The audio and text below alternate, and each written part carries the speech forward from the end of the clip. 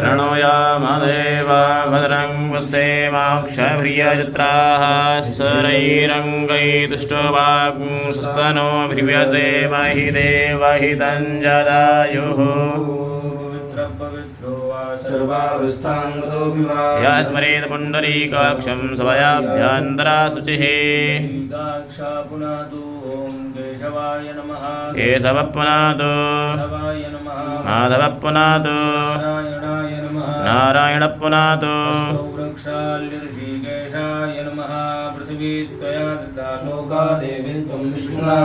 पञ्चधारे मामदेवी पवित्रं गुरुजासनम् भोजने तिष्ठदेवि सिद्धामध्ये तेजो वृद्धिं कुरुष्व मे हस्तौ प्रक्षाल्य हस्ते पुष्पाण्यादाय स्वगुरुं ध्यायेत्।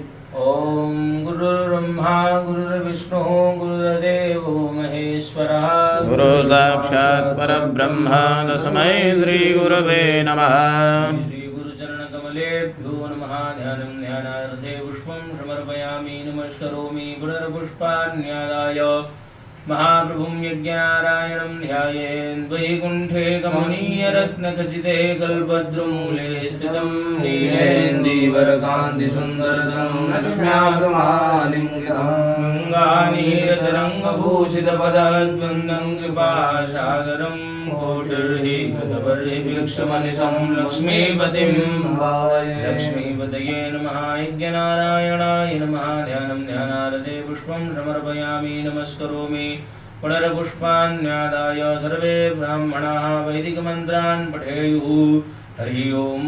स्वस्ति न इन्द्रो वृत्रस्रवाः स्वस्ति नः पूषा विश्ववेदाः स्वस्ति नः सारिक्षो अरिष्टनेमिः स्वस्ति नो बृहस्पतिर्दधातु पृथिव्यां वयो खदिहुवयो दिव्यन्तरिक्षे वयोदाः वयस्वतीः प्रतिशाः सन्तु विष्णोराराटमसि विष्णोः स्मृत्रेस्तो विष्णोः शिवरसि विष्णो ध्रुवौसि वैष्णवमसि विष्णवे त्वा जगनिर्देवता भातो देवता सूर्यो देवता चन्द्रमा देवता वसवो देवता रुद्रा देवता द्वितीया देवता मरुतो देवता विश्वे देवा देवता बृहस्पतिर्देवतेन्द्रो देवता